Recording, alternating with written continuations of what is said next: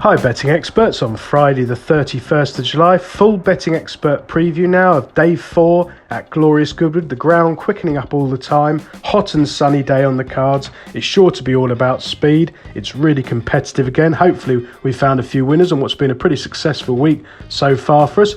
We start off in the 110, it's a handicap over a mile 3 for 3-year-olds only, and this does look a great opportunity for William Haggis's Al-Kaka to follow up his very impressive win at Newmarket last time out. He's been given a mark of 88 after that wide margin success, which I do think could have been a lot worse. He really impressed there. He will love this fast ground. I'm expecting another positive ride, and he should be hard to beat with the stable in blistering form. The danger could be another unexposed 3-year-old going places, Mafia Power, who was one of the most impressive winners of the season when landing a wholesale gamble at Newmarket last time out. Now, he has been put up £11 for that route, but if you watch the run back, he had stones in hand, really. He'd won from halfway there, cruising all over his rivals and quickening clear, and there should be more to come from him. Moving on to the 145, the Oak Tree Stakes, a Group 3 for fillies and mares, and I do think the French raider Wasmir looks the one to side with here. Now, this one was not seen to best effect at all when behind Nazif at Royal Ascot, form that's been well franked since.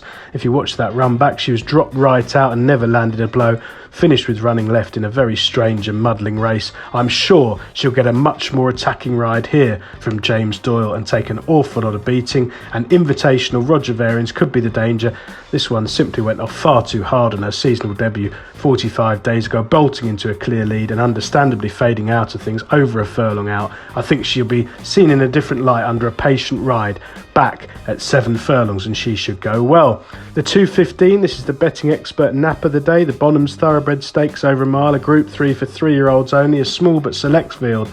I do think Roger Varian's Calusi is a standout contender. He was one of the most impressive winners at Royal Ascot in the Britannia Handicap. Just 22 runners there on seasonal debut, hammered in the market down to 9-2, and absolutely sluiced up with 4.5 lengths back to the second, another 4 lengths back to the third. Visually, it was an extraordinary performance on soft ground. I think the way travelled and quickened up there means that fast ground will suit ideally, and I think he'll dispose of these Group 3 rivals. I think he's a Group 1 winner waiting to happen this summer, and I'll be devastated if he gets beat in this race. Perhaps the small field tactical nature might be against him, but they should go a reasonable gallop, and I think Jim Crowley will have these covered. Tilsit could be the danger of Charlie Hills. He impressed when getting off the mark at the second attempt last month and has got plenty of scope to keep on improving as his stamina's drawn out. Moving on to the Betfred Mile at 245, one of the most competitive handicaps of the week.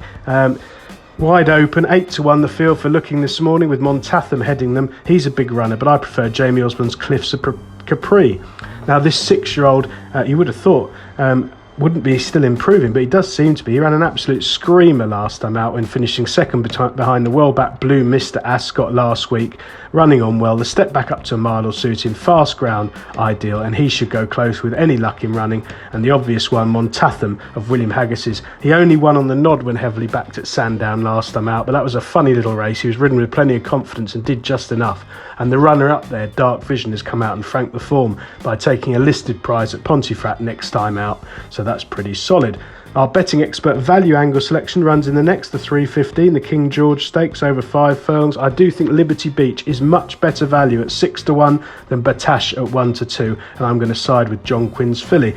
She has got a couple of lengths to find with Batash, but you've always got blowout potential with Charlie Hill's Superstar. He's got a fantastic strike rate. He's explosive. He's got blistering pace. He tanks through his races. Goodwood's ideal for him, to be truthful. But I do think Liberty Beach could just have a bit more turn of foot and pick that Batash off if she can settle in the early stages. She's been turned over twice recently when beaten by Batash at Royal Ascot and at second at Sandown, and on both occasions she's tanked through the races, perhaps just over raced a touch, and got tired in the final 100 yards. This track on fast ground should be absolutely ideal, and I think you have to back her at the prices. Moving on to the 345, the Glorious Stakes. I do think this looks an opportunity for Alunak of Andrew Balding to get his career back on track. He ran really well when second behind Fanny Logan at Royal Ascot, and he was sent off 40-1 there, but you watched the run back. Things went wrong. He could have got closer and nearly won, to be truthful, if his run hadn't been checked at a crucial stage. I thought he was better than the bare result when only 5th at Newmarket last time out, and this represents a bit of a drop in class. Pablo Escobar was the other one of interest there. William Haggis flying along at the moment, and this free-going sort has arguably done far too much too soon in both runs so far this summer, storming off at a fast pace and only pegged late on at Newbury last time out. If he's ridden with a bit more restraint, I think he'll go well. The Nursery at 4.20, got it down to 2.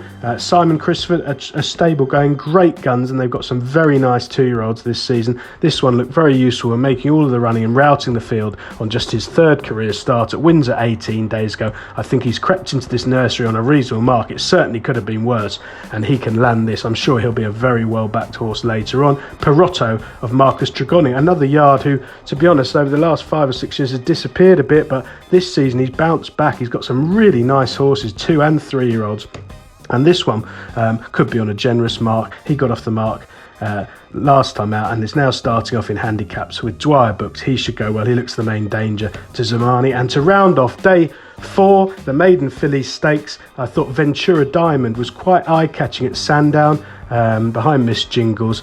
Well backed, unusually for one of Fahey's first time out there, missing the break completely and forced to race wide throughout. I thought she ran quite well in the circumstances. I suspect she'll know a lot more here and will get a much more positive ride and rhythm of Richard Hannon, who was in behind Ventura Diamond that day, ran a similar race, fluffing the start and not really knocked about as she was beaten. She will improve dramatically, as all of Hannon's do, from run 1 to 2, and she looks the danger to Ventura Diamond. Best of luck on Friday, betting experts.